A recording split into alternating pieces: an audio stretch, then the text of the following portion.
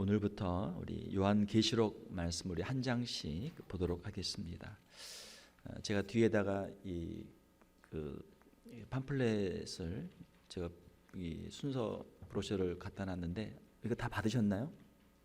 혹시 못 받으시면 손 흔들어 보세요.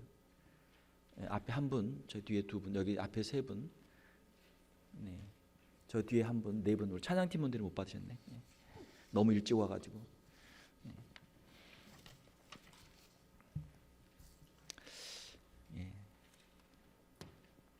다 받으셨죠? 네. 요한계시록 오늘부터 함께 볼 텐데요. 요한계시록은 성경의 맨 마지막에 있죠. 마지막에 있는 말씀이고 우리가 요한계시록을 읽어야 될 이유는 하나님의 말씀이기 때문에 우리가 읽어야 되고 요한계시록을 읽어야 될 첫 번째 이유는 우리에게 많은 환난과 핍박이 있기 때문에 요한계시록을 읽어야 한다라고 하는 것입니다. 왜냐하면 요한계시록은 환난과 핍박 중에 있는 성도들을 위해서 기록한 성경이기 때문에 환난과 핍박 중에 있는 사람들은 요한계시록을 읽어야 된다. 두 번째로는 이 세상에 이단들이 많이 나왔어요. 특별히 종말론에 관한 이단들이 많이 나와서 우리가 바른 종말론, 성경적인 바른 종말론을 우리가 배워야 할 필요가 있다. 그래서 읽어야 되고 마지막 세 번째로는 요한계시록은 종말에 관한 말씀인데 우리가 개인적으로 또 우주적으로 이 종말이 점점 더 가까이 다가오고 있다. 그러므로 미래에 되어질 일들에 대해서 우리가 분명하게 알 필요가 있는 것이죠. 요한계시록은 22장까지 되어 있습니다. 1장에서 22장까지 각 장에 주제가 있습니다. 여러분들이 참고하시고요. 여러분들이 이제 말씀을 듣지만 여러분들이 또 집에 가셔서 개인적으로 한번 복습을 하면서 또 예습하면서 성경을 한번 읽고 체크를 한번 해보시기를 바랍니다. 자, 이 페이지로 넘기시면 요한계시록 1장을 우리가 한번 보도록 하겠습니다. 요한계시록 1장을 한번 펴보시길 바랍니다. 요한계시록의 저자는 사도 요한이죠. 사도 요한은 AD 6년경에 출생을 해서 AD 100년경에 소천을 하셨죠. 그러니까 굉장히 장수하신 것이죠. 그 당시에는 굉장히 장수한 것입니다. 94세 정도 사셨으니까 굉장히 장수한 것이죠.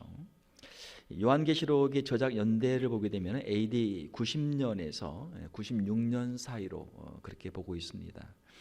이 당시는 이제 로마의 도미티안, 라틴어로 하게 되면 도미티아누스 황제가 박해를 하던 그런 시기죠. 우리가 성경에 보게 되면은 이제 사도 바울을 보게 되면은 유대인들로부터 핍박을 많이 받았어요. 그렇지만 사도 바울은 이제 네로 황제의 박해 때 이제 순교를 하게 되죠. 우리가 로마의 이제 10대 박해를 보게 되면은 첫 번째가 이제 네로 황제 AD 64년경부터 이제 박해가 시작이 되는데 로마에 큰 화재가 있었어요. 그랬는데 네로 황제가 이 로마 화재의 원인을 기독교인들에게 돌리고 기독교인들이 로마에 불을 놨다 해서 기독교인들을 박해를 많이 했거든요. 그때 순교하신 분들이 이제 사도 바울, 사도 베드로 이런 분들이 이제 순교를 하게 되었죠. 그 다음에 2차 박해가 이제 이 도미티아누스 황제에 의해서 90년부터 96년 사이에 2차 박해가 있었는데 이때는 이제 로마 황제를 신으로 숭배하도록 해서 로마 황제의 그 신상에 우상에 절하지 않는 사람들을 이제 잡아서 핍박을 했는데 거기에 기독교인들이 이제 많이 있었던 것이죠. 왜 로마 황제의 신상에 절하지 않는가? 마치 다니엘이 바벨론의 그 황제 신상에 왕의 신상에 절하지 않았던 것처럼 그 당시 로마 황제의 신상에 절하지 않던 크리스찬들을 박해를 했는데 이때 순교했던 사람이 로마의 클레멘트라고 하는 주교고 교부고 사도 요한은 이제 반모섬에 이제 유배를 가게 되었던 것이죠. 자, 그래서 사도 요한이 이때 이 요한계시록을 기록을 했습니다. 도미티안 황제에 의해서 아주 극심한 박해를 받고 있는 가운데 요한계시록을 기록하게 되었던 것이죠. 그렇게 해서 계속해서 이제 황제들에 의해서 박해가 되는데 마지막 박해는 이제 디오클레티안 갈레리우스라고 하는 황제에 의해서 AD 303년부터 311년까지 마지막 박해가 있게 되고 약 250년에 걸친 로마 제국의 박해가 이제 끝나고 종교의 자유가 이루어지게 되고 그 후에는 이제 로마가 기독교를 국교화까지 하게 되는 것이죠. 약 250년의 정말 불같은 시련을 통과하고 기독교의 신앙이 로마에 뿌리를 내리게 되었던 것이죠.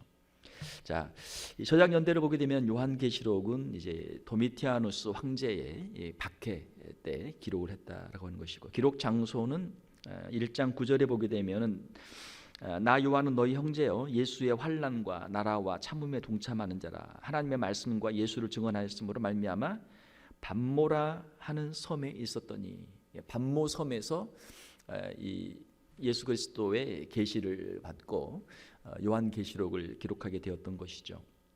이 밤모 섬은 이제 지금의 터키죠. 소아시아에 있는 에베소에서 남쪽으로 서남쪽으로 약 90km에 위치한 거기 에게해라고 하는 바다가 있는데 아주 아름다운 바다가 있는데 그 바다에 있는 아주 작은 섬이에요. 그래서 그 당시에 이제 죄인들의 유배지였어요. 그래서 사도 요한도 그곳에 이제 유배를 가게 되었죠. 성지 순례를 가시는 분들이 여러 군데를 가는데 터키를 가요. 터키에 가면은 소아시아의 7교회가 있고 또 그리고 이제 배를 타고 이 밤모섬까지 가서 거기에 이제 사도 요한의 여러 이제 유적들을 보게 되죠. 이 밤모섬에는 이제 그 당시에 석탄을 캐는 곳이 있었는데 그러니까 죄수들을 이제 잡아다가 거기서 이제 그 노동을 시키면서 석탄을 채굴하도록 그렇게 했던 것이죠. 자, 사도 요한이 계시를 받았다고 하는 계시의 동굴이 있어요. 밤모섬에 가면 그래서 이제 성지순례를 가면 거기를 꼭 들리죠. 거기에서 다녀오신 분들 이야기를 들어보면은 그 굴에 앉아서 이렇게 보면은 에게해 바다가 싹 보인대요. 이쪽으로 보면은 이제 동굴이고 이렇게 방향을 돌리면은 에게해 그 푸른 바다가 싹 앞에 전경이 펼쳐지는 너무나 아름다운 곳이다. 계시를 받기에 딱 너무나 좋은 그런 곳이죠. 그리고 또 그 바로 옆에는 이제 요한 수도원이 있어서 사도 요한이 그곳에 있으면서 또 이 요한계시록 계시를 받았던 것을 기념하는 그 수도원이 있다라고 합니다.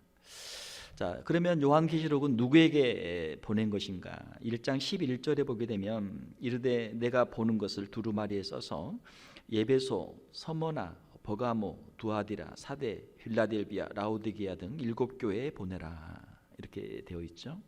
그래서 이 7교회에 편지를 보내도록 한 것입니다. 다 이 지금의 터키에 있어요. 예배소를 중심으로 해서 이렇게 시계 방향으로 7교회가 있습니다. 순서가 이렇게 동그랗게 돼 있어요. 그 위치가 7교회를 우리가 이제 뭐 퀴즈 할 때 많이 외우는데 어떻게 외우는가? 뭐 좀 그냥 막무가내로 외우는 거죠.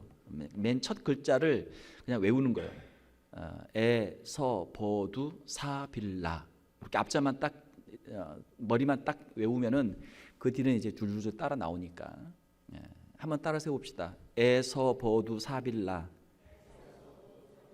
그러면 7개를 쓰시오 하면 순서대로 쫙 쓰는 거예요. 그렇게. 배경은 아까 말씀드린 것처럼 도미티아누스 황제의 박해시 사도 요한이 밤모섬에 유배를 당하게 되었고 그때 이 계시를 받은 것이죠. 사도 요한은 황제가 죽은 후에 다시 박해가 끝나고 다시 예배소로 이제 귀환을 하고 예배소에서 이제 임종을 하게 되죠. 이 요한계시록을 쓴 목적은 당시 로마 황제의 극심한 박해 아래 있던 교회들, 특별히 소아시아에 있는 이 7교회에 장래되어질 일들과 천국에 대한 소망을 전하면서 그들을 위로하고 환난 중에 있는 성도들을 위로하고 그들의 신앙을 격려하기 위해서 이것을 기록했던 것이죠.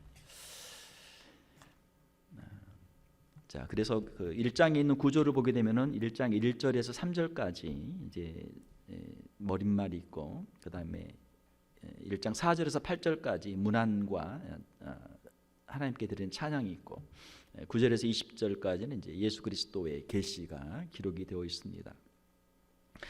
1장 1절을 보게 되면 예수 그리스도의 계시라. 자, 요한 계시록은 누구의 계신가? 요한의 계시가 아니고 예수 그리스도의 계시죠. 1장 1절에 보게 되면은 예수 그리스도의 계시라. 이는 하나님이 그에게 주사 반드시 속히 일어날 일들을 그 종들에게 보이시려고 그의 천사를 그 종 요한에게 보내어 알게 하신 것이라.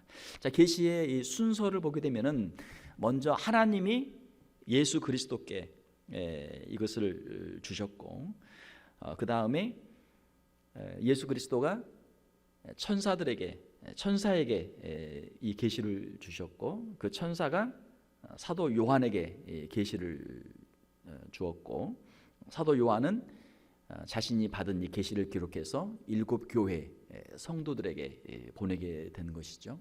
그래서 이 계시의 전달 순서가 있어요. 그래서 우리가 사도 요한이 기록했기 때문에 일반적으로 요한계시록 이렇게 이야기하지만, 또 엄밀하게 보게 되면은 예수 그리스도의 계시이고 하나님의 계시가 되는 것이죠. 1장 2절에 보게 되면은 요한은 하나님의 말씀과 예수 그리스도의 증거, 곧 자기가 본 것을 다 증언하였느니라. 하나님께서 주신 말씀, 예수 그리스도의 증거를 자기가 본 것을 다 증언했다. 여기에는 이제 두 가지 의미가 있죠. 하나는 하나도 빠짐없이 다 증거했다 라고 하는 것이고, 두 번째로는 자신이 생각해서 어떻게 만들어서 증거한 게 아니고 하나님께로부터 받은 것을, 예수 그리스도께로부터 받은 것을 있는 그대로 전했다. 그래서 우리가 말씀을 전할 때는 가감이 없이 더하지도 말고 빼지도 말고 하나님의 있는 말씀을 그대로 전해야 된다라고 하는 것이죠. 3절에 보게 되면 이 예언의 말씀을 읽는 자와 듣는 자와 그 가운데 기록한 것을 지키는 자는 복이 있나니 때가 가까움이라. 우리 한글이 참 아름다운 글이고 너무나 좋은 글인데 한글이 약한 게 있어요. 뭐가 약하냐면 단수 복수가 약하고, 그리고 시제가 약해요. 헬라어나 영어는 단수 복수 시제가 정확하거든요. 3절에 있는 말씀 보게 되면은 예언의 말씀을 읽는 자는 단수로 되어 있어요. 지금은 우리가 성경을 다 가지고 있어요. 누구나 읽을 수 있어요. 그러나 그 당시에는 이 성경이 귀했단 말이에요. 성경을 글씨를 아는 사람도 별로 없었고, 성경이 귀하기 때문에 앞에서 한 사람이 읽어요. 앞에서 낭독하는 사람이 있어요. 그러면 다른 사람들 다 앉아서 듣는 거예요. 다 들어요. 그래서 여기 듣는 사람들이 복수입니다. 읽는 사람은 단수고 듣는 사람은 복수예요. 그리고 지키는 사람들도 복수입니다. 자, 그런데 듣는 자와 기록한 것을 지키는 사람이 다른 사람이 아니고, 이것이 좀 더 자연스러운 번역을 우리가 원문대로 한다면 이렇게 하면 더 좋아요. 이 예언의 말씀을 읽는 자와 듣고 그 가운데 기록한 것을 지키는 자들이 복이 있나니. 듣는 자와 지키는 자가 다른 사람이 아니고 한 사람이에요. 똑같은 사람이에요. 그걸 듣고 지키는 사람들이 복이 있다. 뭐 듣는 사람이 따로 있고 지키는 사람이 따로 있는 것이 아니고, 이것을 듣고 지키는 사람들이 복이 있다. 이렇게 해야 정확한 번역이 됩니다. 자, 그래서 읽는 자는 누구겠어요? 각 교회에 있는 이제 대표자들이죠. 각 교회 말씀 사역자들이죠. 사도 요한이 보낸 이 편지를 받아가지고 그 7 교회에 있는 말씀 사역자들이 그걸 읽는단 말이에요. 그러면은 성도들이 듣고 그것을 지키는 것이죠. 4절에 보게 되면 요한은 아시아에 있는 7 교회에 편지하노니 이제도 계시고 전에도 계셨고 장차 오실 이분은 누구십니까? 이제도 계시고 전에도 계셨고 장차 오실 이분은 이제 성부 하나님이시죠. 8절에 보게 되면은 주 하나님이 이르시되 나는 알파와 오메가라. 이제도 있고 전에도 있었고 장차 올 자요 전능한 자라 하시더라. 하나님이 자신에 대해서 소개한단 말이에요. 하나님께서 자신에 대해서 이렇게 말씀하시죠. 그래서 요한계시록 1장 4절에 있는 이제도 계시고 전에도 계셨고 장차 오실 이는 8절에 있는 대로 하나님, 성부 하나님이시죠. 우리가 출애굽기를 보게 되면은 출애굽기에 3장 14절에 나는 스스로 있는 자다. 하나님의 자존성이라고 하는 하나님의 속성에 대해서 말씀하십니다. 스스로 있다는 것은 무슨 뜻이냐면 나는 피조물이 아니고 나는 영원한 존재다. 그런 뜻이에요. 그래서 여기에 있는 이제도 계시고 전에도 계셨고 장차 오실 이 과거와 현재와 미래에 항상 계시는 분이 바로 하나님이시죠. 그 다음에 4절에 보게 되면 그의 보좌 앞에 있는 일곱 영은 성령 하나님이죠. 스가랴서 보게 되면 스가랴 3장 9절과 4장 10절에 보게 되면 여호와의 일곱 눈이 나오는데 여호와의 일곱 눈은 온 세상을 감찰하시는 하나님의 영, 성령을 말씀하고 있죠.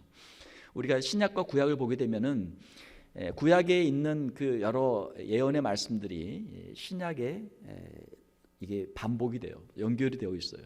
그래서 우리가 요한계시록뿐만이 아니고 마태복음이나 또 여러 히브리서나 여러 성경들을 보게 되면은 구약에 있는 그 배경들을 우리가 알게 되면 연결이 됩니다. 더 쉽게 잘 이해가 돼요.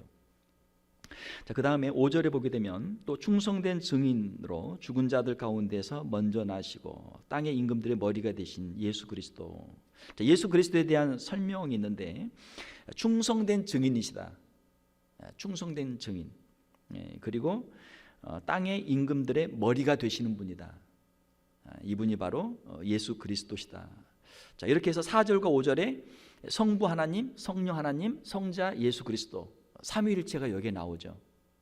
삼위일체 성부, 성자, 성령의 이름으로 내가 너희에게 은혜와 평강이 있기를 원한다.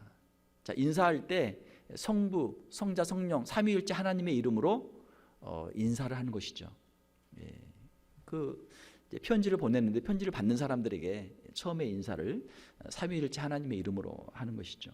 자, 요한계시록 우리 1장을 보면 이미 이때 성부, 성자, 성령 삼위일체의 이 교리가 여기에 들어있는 것을 우리가 보게 되죠.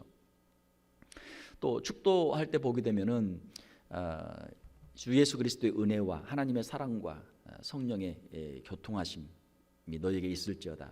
성부, 성자, 성령 삼위일체의 그런 신학이 이미 성경에 기록이 되어 있는 것이죠. 나중에 후대에 누가 만든 것이 아니고 성경에 있는 것을 이거를 이제 체계화를 시킨 것이죠. 신학은. 자, 성자 예수 그리스도의 충성된 증인이시다. 하나님 앞에 충성된 증인이죠. 예수 그리스도의 충성, 예수 그리스도의 그 십자가, 증인이다. 자신을 예수 그리스도가 무엇을 증거합니까? 하나님을 증거하시는 것이죠. 임금들의 머리가 된다는 것은 예수 그리스도의 영광인데 예수 그리스도의 영광은 부활과 승천을 통해서 얻으신 것이죠. 자, 성부와 성자와 성령으로 말미암아 은혜와 평강이 너에게 있기를 원하노라. 은혜와 평강이 나오는데 은혜와 평강은 성경에서 가장 중요한 단어 중에 하나입니다. 신약에서는 가장 중요한 단어가 은혜라는 단어고 구약에서는 가장 중요한 단어가 평강이라는 단어예요. 그래서 은혜는 예수 그리스도를 통해서 우리가 예수 그리스도 십자가를 통해서 받는 죄사함의 은총을 말하는 것이죠. 죄사함의 은총을 받을 때 우리의 마음 가운데 평강이 임하게 되는 것이죠. 은혜라는 단어는 헬라식 인사말이고 평강은 히브리식 인사말이에요. 그래서 이 히브리식 인사말 히브리어로 하게 되면 이제 샬롬으로 그렇게 인사를 하죠. 평강을 빕니다. 평강을 빕니다. 은혜는 이제 헬라식 인사말인데 사도 바울은 그의 편지에서 항상 시작할 때 끝날 때 그의 시그니처처럼 항상 있는 것이 바로 이 은혜라는 단어죠. 너에게 은혜가 있기를 바란다. 5절에 계속 보게 되면 우리를 사랑하사 그의 피로 우리 죄에서 우리를 해방하시고 그의 아버지 하나님을 위하여 우리를 나라와 제사장으로 삼으신 그에게 영광과 능력이 세세토록 있기를 원하노라. 아멘.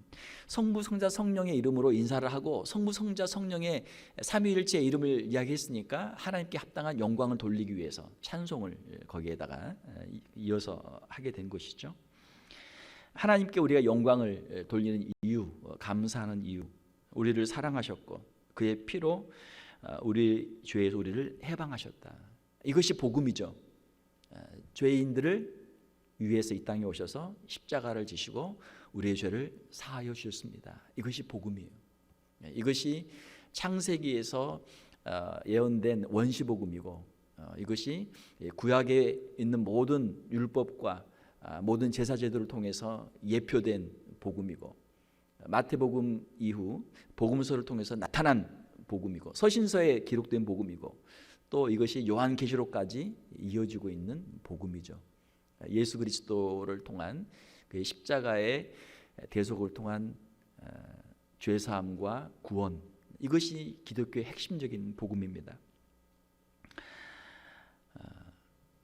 우리를 해방하시고 그의 아버지 하나님을 위하여 우리를 나라와 제사장으로 삼으신 그에게 우리를 죄 가운데서 우리의 죄를 사하시고 우리를 자유케 하시고 나라와 제사장으로 삼으셨다. 이것은 베드로전서 2장 9절에도 기록이 되어 있죠. 하나님의 백성으로 삼으시고 우리를 왕같은 제사장으로 우리를 존귀하게 만드신 것이죠. 그에게 영광과 능력이 세세토록 있기를 원하노라. 아멘. 자, 볼지어다 그가 구름을 타고 오시리라. 각 사람이 눈이 그를 보겠고 그를 찌른 자들도 볼 것이요 땅에 있는 모든 족속이 그로 말미암아 예고하리니 그러하리라. 예수 그리스도의 재림에 대한 소망을 여기에 말씀하고 있죠. 여기에 구름이 나오는데 구름은 하나님의 영광의 상징이죠. 출애굽기 40장 보게 되면은 성막을 다 완성하고 나니까 하나님의 영광이 거기에 임하는데 그 구름 가운데 하나님의 영광이 충만하게 임하게 되는 것이죠. 이 구름은 또한 사도행전 1장 9절에 보게 되면 예수 그리스도께서 승천하실 때 또 이 구름이 있었고 구름을 타고 다시 오신다라는 그런 표현이 있죠. 8절에 있는 알파와 오메가, 알파와 오메가는 이제 헬라어의 맨 첫 글자와 맨 마지막 글자죠. 처음과 나중, 전부가 된다, 완성을 상징하는 것입니다. 자, 9절부터 보게 되면 나 요한은 너희 형제여 예수의 환난과 나라와 참음에 동참하는 자라. 자, 요한계시록이 어떤 배경에서 기록이 됐느냐 하는 것이 굉장히 중요해요. 누구에게 주었느냐? 사람들은 자기가 필요할 때 그걸 가장 원하거든요. 필요한 사람에게 주어야 가장 효과가 있어요. 요한계시록은 과연 누구에게 가장 필요한 복음인가, 말씀인가? 환난과 핍박 중에 있는 성도들에게 가장 필요한 복음이 바로 이 요한계시록이죠. 10절에 보게 되면 주의 날에 내가 성령에 감동되어, 주의 날이 나오는데 주의 날은 이제 우리가 줄여서 주일 이렇게 하죠. The Lord's Day, 주일. 사도행전 20장 7절, 고린도전서 16장 2절을 보게 되면 벌써 초대교회 성도들이 주일에 모여서 예배를 드리는 것들을 우리가 볼 수 있죠. 성령에 감동되어, 자, 이 모든 계시를 받는 것 성령의 감동이죠. 내 뒤에서 나는 나팔 소리 같은 큰 음성을 들으니, 자, 큰 음성을 들었어요. 이 음성은 누구의 음성입니까? 뒤에 보게 되면은 인자 같은 이가 있는데 바로 예수 그리스도죠. 예수 그리스도의 음성이죠. 예수 그리스도의 큰 음성. 사도 요한이 반모섬에 지금 유배에 가 있는 가운데 얼마나 낙심이 됐겠어요. 야, 내가 참 나이가 지금 몇 살이 됩니까? 나이가 벌써 한 저작년대가 90년으로 보아도 84세 정도 되잖아요. 그렇죠? 만약에 96년에 된 걸로 보게 되면은 90세가 된단 말이에요. 90세가 다 된 노인이잖아요. 힘도 없고 이제 이게 내 마지막인가 하고 있는데 그 영혼을 흔들어 깨우는 주님의 음성, 큰 음성이 들리는 것이죠. 그 음성을 결코 놓칠 수 없는 음성, 잊을 수 없는 음성, 주님의 음성을 듣는 것이죠. 내가 보는 것을 두루마리를 써서 7 교회에 보내라. 자, 몸을 돌이켜 나에게 말한 음성을 알아보려고 돌이킬 때 7 금 촛대를 보았다. 7 금 촛대는 무엇입니까? 뒤에 20절에 보게 되면은 7 금 촛대는 7 교회니라. 7 교회죠. 7 교회라고 뒤에 해석을 하고 있습니다. 자, 13절에 보게 되면 촛대 사이에 인자 같은 이가 있죠. 촛대 사이에, 자, 구약에 보게 되면은 구약의 제사장이 이 지성소에 지성소가 있고 그 다음에 성소가 있어요. 성소에 촛대가 있어요. 촛대가 양쪽에 있는데 이 촛대를 그 사이에 들어가서 이제 다니면서 아침 저녁으로 불을 켜고 그거를 또 다루면서 그 불을 밝히죠. 그리고 그곳에서 제사를 드리죠. 자, 구약의 대제사장이 성전 안에 촛대 사이를 오가며 제사를 드린 것 같이 교회 사이를 오가면서 대제사장의 사역을 하시는 주님의 모습이 여기에 기록이 되어 있는 것이죠. 자, 환난과 핍박 중에 있는 교회들에게 주님이 걱정하지 마라. 내가 너와 함께한다. 내가 다 보고 있다. 내가 너와 함께하고 있다라고 하는 그런 말씀을 주시는 것이죠. 사랑하는 성도 여러분, 우리가 환난과 핍박 가운데 있을 때 우리만 있는 것이 아니고 주님이 우리와 함께 계시는 줄 믿습니다. 주님이 계시는 것을 우리가 알면 우리가 이 힘들고 어려운 시간들을 이겨낼 수가 있는 것이죠. 자, 여기 보게 되면 인자 같은 이가 있는데 이 인자 같은 이라고 하는 표현은 성경에 다니엘서 7장에도 나오고 예수님께서 스스로 자신을 가리켜서 인자라는 표현을 복음서에 보게 되면 사용하셨죠. 인자는 바로 예수 그리스도고 메시아를 뜻하는 것이죠. 발이 끌리는 옷을 입고 있다. 발이 끌리는 옷, 긴 옷이 있는데 구약 시대 보게 되면 제사장의 옷이 이렇게 돼 있어요. 하체를 드러내지 않고 길게 하체를 다 가리고 끌리는 옷을 입게 되어 있어요. 대제사장의 옷을 보여주는 것이죠. 가슴에 금띠를 띠고 신분이 높은 고귀한 사람들이고 역시 대제사장이나 이제 왕들이 가슴에 금띠를 띠었고 14절에 보게 되면 그의 머리와 털의 희기가 흰 양털 같고 자 머리가 하얗단 말이에요. 백발이에요, 백발. 머리가 하얀신 분들 염색 안 해도 괜찮겠죠. 예수님처럼 이렇게 하얗게. 이 하얀 머리, 흰 머리는 성결과 순수함과 지혜를 상징해요. 그래서 예수 그리스도의 그 순결함과 지혜를 상징하고. 자, 성경에 특별히 요한계시록은 상징적인 단어들이 많습니다. 이걸 문자적으로 하려고 하면은 이게 해석이 안 돼요. 상징적으로 해석을 해야 돼요.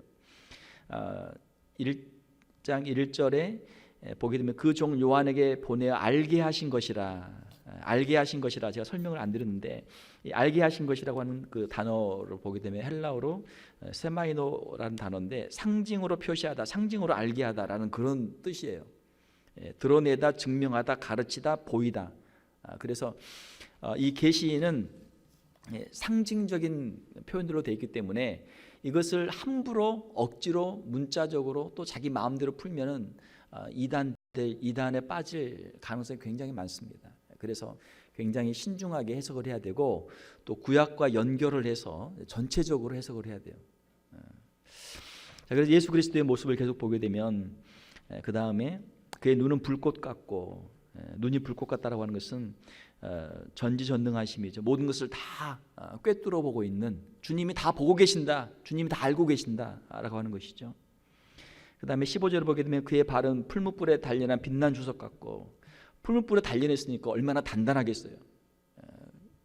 단단한 견고한 주님의 발이죠. 또 심판을 행하시는 주님의 그 힘을 상징하고 있죠. 그 음성은 많은 물소리 같으며 많은 물소리, 폭포수나 홍수와 같은 저항할 수 없는 권능과 위엄을 가지고 있는. 그런데 이 나오는 단어들이 그냥 나오는 게 아니고 구약에 보게 되면 다 이 단어들이 이미 다 기록되어 있어요. 에스겔 43절에 보게 되면은 많은 물소리라고 하는 그 표현들이 다 있죠. 이미 다 있죠. 자, 그다음에 16절에 보게 되면 그의 오른손에 7별이 있고, 자, 오른손은 이 힘과 권능을 상징하는 그런 표현이에요. 그 오른손으로 힘과 권능으로 주님이 절대적인 권능으로 7별을 잡고 있다. 자, 7별은 무엇입니까? 20절에 보게 되면은 7교회 사자, 7교회 사자들을 붙잡고 있어요.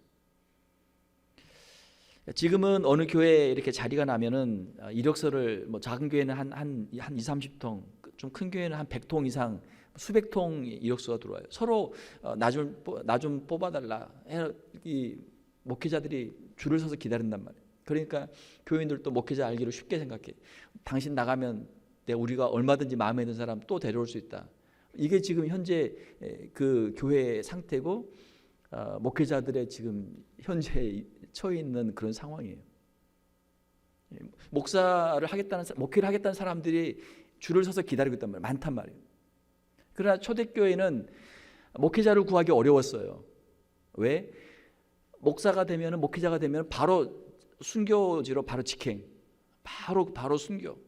왜냐하면 목사들을 잡아다가 바로 처형하기 때문에, 순교를 시키기 때문에 다 안 하려고 다 도망간단 말이에요. 다 피해. 할 사람이 없으니까 억지로 잡아다가 끌어다가 이 감독을 시키고 자리를 앉히는 거예요. 그러면 조금 있으면 또 환난과 핍박이 일어나면 또 순교하고. 그게 250년의 로마 초창기 초대교회 250년의 역사거든요.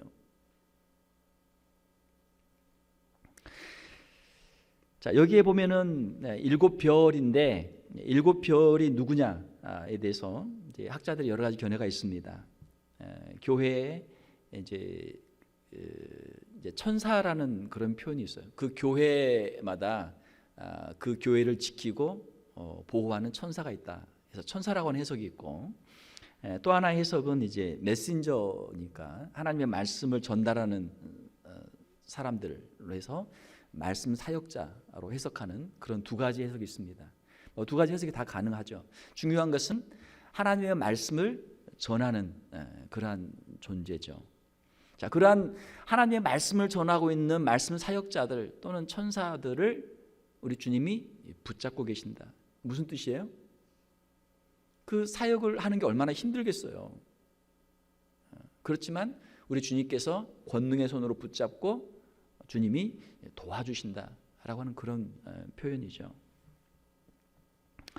자, 그리고 그 입에서 좌우에 날선 검이 나오고, 날선 검, 심령과 골수를 찔러 쪼개는 하나님의 예리한 말씀, 하나님의 사자들, 하나님의 말씀의 사역자들을 붙잡고 그들을 통해서 이 좌우에 날이 선 검의 말씀이 나갈 수 있도록 하나님께서 그들에게 말씀을 주시는 것이죠. 말씀을 통해서 하나님의 교회가 살아 움직이는 것이죠. 우리 주님의 그 얼굴은 해가 힘있게 비치는 것 같더라. 해가 힘있게 비치는 것, 주님의 그 빛나는 얼굴, 주님의 그 영광, 하나님의 영광과 권능의 모습을 우리 주님의 얼굴에서 보여주고 있는 것이죠. 마태복음 17장에 보게 되면 변화산에서 우리 주님의 얼굴이 해같이 빛나는 모습이 기록이 되어 있죠. 자, 그래서 13절에서 16절까지는 우리 주님의 그 모습을 보여줘요. 자, 우리의 신앙생활에서 힘들고 어려운 이유는 우리가 주님을 바라보지 않고 우리의 환경을 바라보고 우리의 자신을 바라보면 우리는 넘어지게 돼요. 실족하게 돼요. 만약에 사도 요한이 그 로마의 황제를 바라보고 로마 황제의 그 부하들, 로마 군인들을 바라보고 또 힘들고 어려운 교회 사정, 자신의 늙고 병들고 연약한 몸을 바라보고 있으면 어떻게 되겠어요? 점점점 낙심된단 말이에요. 자, 그런데 우리 주님께서 큰 음성 가운데 주님께서 자신의 이 영광스러운 모습을 보여주면 어때요? 사도 요한이 우리 주님이 계시는구나. 주님이 이렇게 우리와 함께 하시는구나. 주님을 바라보면 그의 믿음이 다시 새로워지는 것이죠. 우리가 세상을 이길 수 있는 능력의 비결, 우리 주님을 바라보는 것이죠. 우리 주님을 바라보면 우리에게 힘을 주시고 세상을 이길 수 있는 능력을 주시는 것이죠. 17절에 보게 되면 내가 볼 때 그 발 앞에 엎드러져 죽은 자 같이 되매, 하나님의 영광, 주님의 영광을 바라본 모든 사람들의 모습이 주님 앞에 엎드리는 것이죠. 왜? 우리는 죄인이고 우리는 피조물이고 주님은 창조주이시고 주님은 영광스러운 죄가 없는 의로운 분이기 때문에 그 앞에 엎드리는 것이죠. 그가 오른손을 내게 얹고 이르시되 두려워하지 말라, 두려워하지 말라. 우리 주님께서 제자들에게 복음서에 보게 되면 여러 번 두려워하지 말라, 내니 두려워하지 말라, 제자들에게 나타나서 말씀을 주시죠. 자, 우리가 주님을 바라보면, 우리가 주님을 만나게 되면 주님이 우리에게 하시는 말씀, 두려워하지 말라, 두려워하지 말라. 왜요? 우리의 마음속에는 두려움이 있거든요. 현재에 대한 두려움, 미래에 대한 두려움, 항상 두려움이 있단 말이에요. 자, 우리 주님을 만나면, 주님 안에 있으면 우리 안에 있는 모든 걱정, 근심, 염려, 이 모든 두려움이 다 사라지게 되는 줄 믿습니다. 이것이 우리 신앙의 능력이에요. 요한계시록을 지금 받고 있는 극심한 환난과 핍박 가운데 있는 성도들, 목자를 잃어버리고 그들의 사역자들을 잃어버리고 또 자신들도 언제 생명을 잃을지 모르는 그런 상황 속에 있는, 두려움 속에 있는 성도들에게 두려워하지 말라, 주님의 이 음성이, 말씀이 그대로 전달이 되는 것이죠. 나는 처음이요 마지막이니 내가 온 우주 만물을 시작하고 내가 마지막 심판을 할 것이고 내가 구원을, 너희들의 구원을 시작하고 너희들의 구원을 내가 완성시킬 것이다. 주님이 알파와 오메가 되신다. 주님이 이 모든 일들을 계획하신 분이시고 이 모든 일을 성취하시는 분이시다. 이 모든 일들이 다 주님의 손 안에 있다. 이것이 주님의 말씀이죠. 그러면 우리가 지금 잠깐 환난과 핍박과 고난 중에 있어도 이것도 주님이 다 알고 계시고 결국 이 모든 것이 합력하여 선을 이루실 줄로 믿습니다. 그 믿음으로 우리가 주님을 의지할 수 있는 것이죠. 나는 처음이요 마지막이니 곧 살아있는 자라. 주님은 지금도 살아계신 줄 믿습니다. 지금도 살아계신다.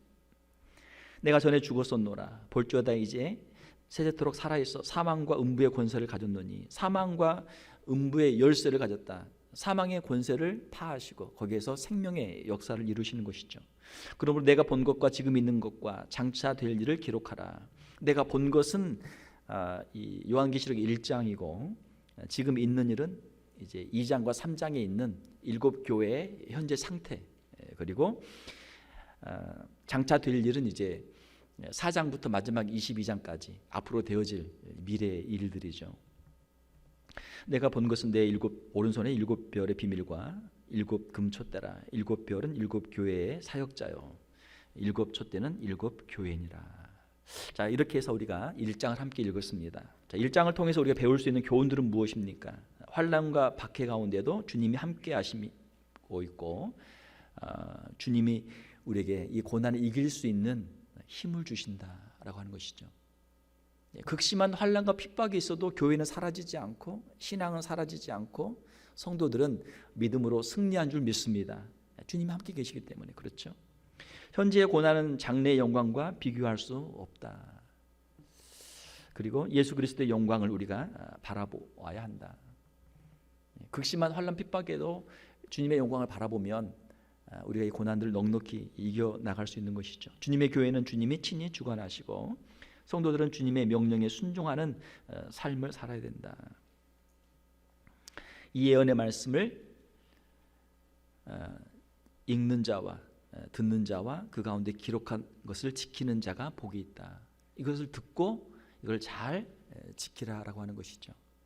자, 이렇게 오늘 우리가 요한계시록 서론을 1장을 함께 살펴보았습니다. 우리가 다음 주에는 2장을 우리가 볼 텐데 여러분이 한번 1장을 한번 복습해서 읽어보시고 또 2장을 한번 예습해서 읽어오시기를 바랍니다. 제가 한번 기도하겠습니다. 하나님 아버지, 감사합니다. 예수 그리스도의 십자가의 보혈로 우리의 죄를 사하시며 우리를 하나님의 자녀로 삼아주신 그 은혜를 감사를 드립니다. 우리가 이 땅을 살아가는 가운데 때로는 극심한 환난과 핍박을 당할 때가 있습니다. 우리의 믿음을, 신앙을 지키기가 너무나 힘들고 어려운 순간들이 있습니다. 가정에서 핍박을 당하고, 직장에서 핍박을 당하고, 이웃들에게 핍박을 당하고, 세상 가운데서 환난과 핍박을 당할 때가 있습니다. 주님의 복음을 전하기 위해서 환난과 핍박을 당하고, 주님 앞에 충성하며 주님의 역사를 이루기 위해서 환난과 핍박을 당할 때가 있습니다. 우리 힘으로는 감당할 수 없사오니 주님이 함께하여 주시고 주님 바라보게 하시고 이 모든 환난과 핍박을 넉넉히 이기는 우리 귀한 성도들이 다 되게 하여 주시옵소서. 힘들고 어려운 가운데 주님 앞에 나왔사오니 저들의 믿음들이 더욱 새로워지게 하시고 주님 주신 힘과 능력으로 넉넉히 승리하는 우리 귀한 성도들이 다 되게 하여 주시옵소서. 특별히 선교지의 환난과 핍박 가운데 있는 성도들을 주님 불쌍히 여겨주시며 그들의 믿음을 지켜주시고 그 연단과 모든 시련들을 주님 속히 지나가게 하시며 마음껏 주님을 찬양하고 예배할 수 있는 귀한 성도들 되게 하여 주시옵소서. 그들에게도 참된 자유와 해방을 허락하여 주시고 기쁨으로 주 앞에 설 수 있는 그 날을 주님 속히 허락하여 주시옵소서. 거룩하신 우리 주 예수님의 이름으로 기도하옵나이다. 아멘.